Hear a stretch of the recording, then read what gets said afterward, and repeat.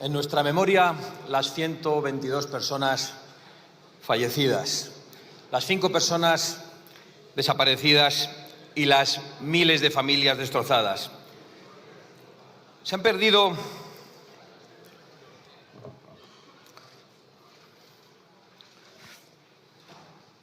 muchas personas, lo han perdido todo. Decenas de miles de damnificados que han perdido su casa, sus negocios, sus vehículos. Y todos ellos abandonados durante días y días por un Estado autonómico fallido, presidido por Pedro Sánchez. No se invirtió para evitar la catástrofe. Incluso se desecharon las obras previstas que la habrían evitado por razones ideológicas. No fueron alertados a tiempo de la tragedia, que se alejaran de los cauces. Si la riada se llevó los pueblos y la gente no estaba segura ni en sus domicilios. Y no fueron alertados a tiempo por incompetencia. No fueron ayudados durante días y días por cálculo político, es decir, por maldad. Pero aparece aquí el presidente del Gobierno en la tribuna, que él cree que lo aguanta todo, y vuelve a inundarnos esta vez con un torrente de datos para eludir sus responsabilidades, que no tienen nada que ver con la Valencia real, no tiene nada que ver con lo que pasó esos días, no tiene nada que ver con lo que han contado las personas que padecieron esa tragedia. Hemos escuchado a algunas personas conocidas que vivían en Paiporta relatarlo con precisión. Se quedaron solos, anegados, sin luz, sin agua. Llegó la noche, no pudieron dormir, amanecieron con el miedo, pero pensando que alguien iba a llegar, y allí no había nadie. Se quedaron solos a merced de los saqueos, en la oscuridad, sin agua. Y volvió a anochecer y volvió a amanecer, y como han relatado, allí no había nadie. Allí no apareció nadie, ni un bombero, ni un policía, ni un militar, durante días y días y días que se hicieron eternos. Y en algunos casos, en algunos pueblos y en algunos barrios, durante muchísimos días, como han podido relatar los voluntarios que llegaron allí, y no había llegado ninguna ayuda institucional. Y aún se atreve a decir que los españoles deberían salir a los balcones a aplaudir al Estado a las 8 de la tarde. Es decir, aplaudirle a él. Si necesita aplausos, que los pida. Pero que los pida en Paiporta, en Benetússer, en Alfafar, en Massanassa, en Catarroja, en Sedaví, en Torrent, en Chiva, en Aldaya, en Algemesí, en Utiel y en tantos otros pueblos. Que pida aplausos para su crimen. O que se vaya otra vez a la India, que allí le aplauden porque no le conocen. Y de paso, que se quede allí. Señorías, Pedro Sánchez no dirige un gobierno. Pedro Sánchez dirige una macrorred de corrupción. Una macrorred de corrupción política, económica y moral. Y desde hace tiempo hace uso de todas las instituciones del Estado, sin ningún tipo de límite, para eludir la acción de la justicia. En eso está verdaderamente ocupado. Pero esto ya lo sabíamos. Lo que no sabíamos era el grado de crueldad y de sadismo del que era capaz. Y solo los tiranos muy crueles y muy sádicos son capaces de perseguir con policías y fiscales a sus propias víctimas, a gente que lo ha perdido todo, a gente abandonada en el barro y en la oscuridad durante días, a gente que ha estado rescatando a sus vecinos, a veces ya cadáveres, a gente que se comportó de manera heroica. A esa gente, solo porque no soportaron la chulería de Sánchez al pasearse por allí, les han mandado detener y perseguir como a criminales. Pero por Dios, si la primera orden personalísima de envío de policías que dio Pedro Sánchez fue para enviar policías a detener a la gente. ¿Qué crueldad es necesaria para eso?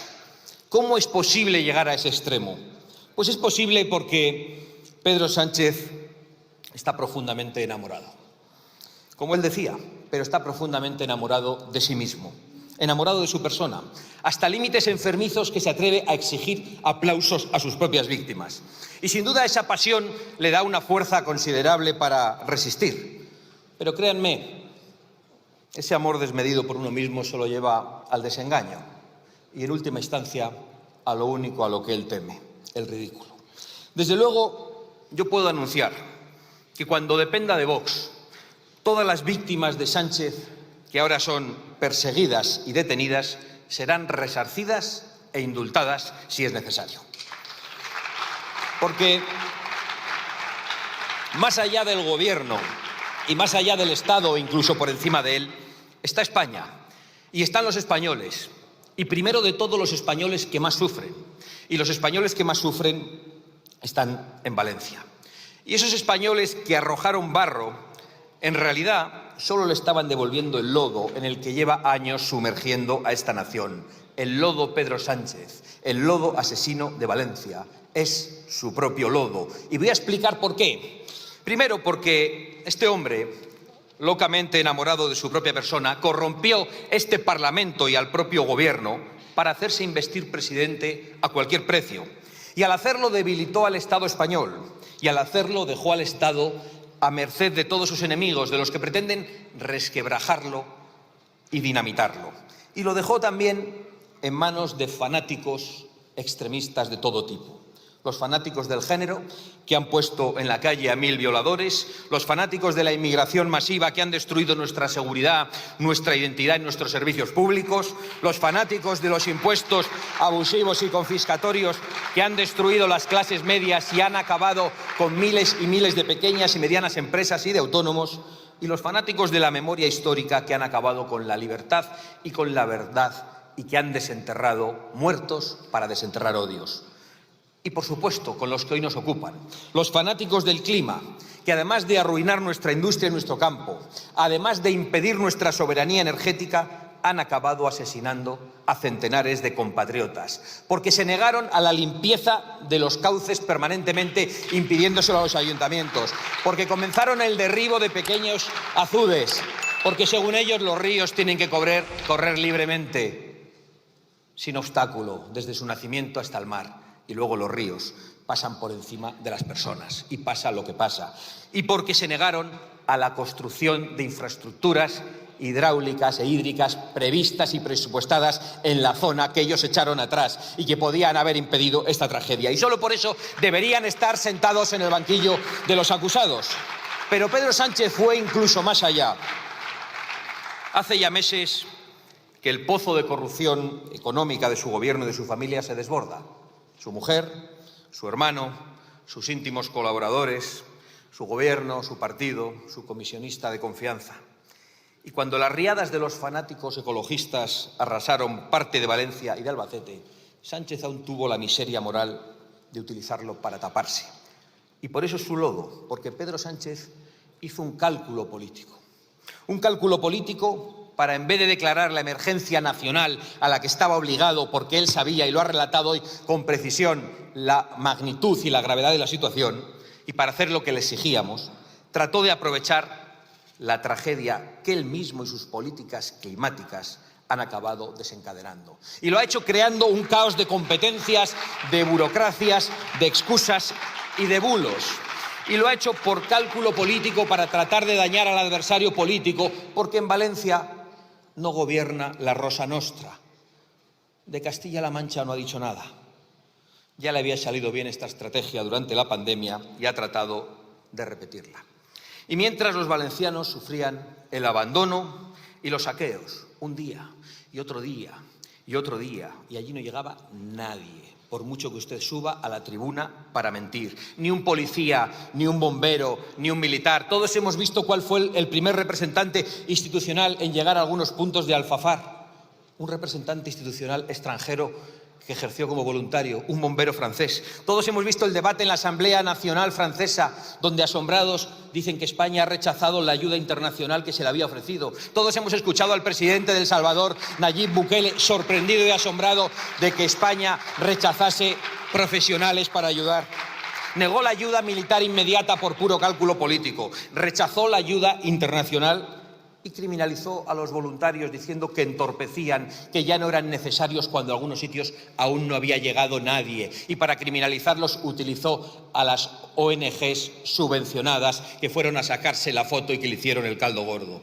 Y mientras Sánchez volvía de la India, donde coincidió con Delcy Rodríguez y donde sí le aplaudían porque no le conocen como en Paiporta, volvía a irse a la cumbre de no se sabe dónde, pero sí sabemos con quién, con los fanáticos del clima. Y mientras solo los valencianos y los españoles, solidarios, voluntarios, corrieron en ayuda de sus compatriotas anegados en el lodo de Sánchez. Y por eso los españoles nunca olvidaremos que la única orden que Pedro Sánchez ha dado a las fuerzas de seguridad de una manera personalísima ha sido la de enviar un equipo de élite de la Guardia Civil para detener a las víctimas que se atrevieron a protestar ante su persona, para detener a los desesperados que lo habían perdido todo. Esas son las razones que le hacen culpable del lodo. Pactar con todos los extremismos que han desencadenado la tragedia y promover usted mismo esos extremismos. Y utilizar la tragedia para tapar la cloaca de corruptelas. Dinero y asistencia de empleados públicos para su señora, dinero y puestos públicos para su hermano sin ir a trabajar, dinero para sus ministros y algo de dinero, supongo, si queda, para el partido. Señorías, Pedro Sánchez en su búnker cree que solo es necesario resistir. Nos lo dijo ayer en el acto ujetista del bipartidismo. 3 años y los que quedan, porque el autócrata cree que puede perpetuarse como sus aliados internacionales y como sus admirados bolivarianos. Señor Feijóo, el señor Sánchez es el responsable último de esta tragedia. Y ustedes de momento son responsables de que Pedro Sánchez siga sentado en el banco azul, porque durante estos años se han negado a hacer una oposición de verdad. Porque han pactado con él y con esos pactos le han fortalecido y han facilitado el asalto a las instituciones judiciales y constitucionales que ahora utilizará para resistir y para eludir la cárcel. Porque han pactado todo con el PSOE, el Tribunal Constitucional, el Consejo General del Poder Judicial, el Tribunal de Cuentas, las comisiones del Congreso y del Senado, el reparto de menas y de inseguridad en las comunidades autónomas y el Gobierno de Europa, y ahora se hacen cruces de haber traído también ustedes la catástrofe Teresa Rivera. No nos hicieron caso cuando les dijimos que había que contar en Europa y en el mundo la realidad de la corrupción de Sánchez y de su gobierno. Al revés, se dedicaron a la tarea inútil de hacer desaparecer a Vox, de arrinconarnos por todos los medios y con todos sus medios. Déjenlo ya. Yo les hago un enésimo llamamiento y lo hago por responsabilidad, no por candidez ni por demasiada esperanza. Rompan todos los pactos que mantienen con el Partido Socialista en España y en Europa. Comiencen una oposición a la altura del desafío que padecemos y nosotros les daremos la bienvenida. Porque el caso es, señor Feijóo, que mientras usted se pasea por los mítines de la UGT al son de la Internacional, España sigue sufriendo las consecuencias del tórrido romance de Pedro Sánchez consigo mismo. Porque ese es el verdadero problema de España. El presidente del Gobierno está en un búnker de corrupción, mirándose al espejo para ver cómo elude la cárcel para él y para los suyos. Y mientras él se mira al espejo y manda quitar y poner policías, jueces y fiscales, los españoles tienen inseguridad en los barrios.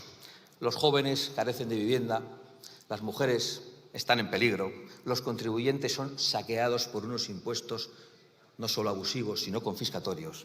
La industria y el campo se empobrece cada día y los servicios públicos se degradan sin remedio. En definitiva, España soporta toneladas de lodo, el lodo criminal de Sánchez y de su gobierno. Nunca lo vamos a olvidar.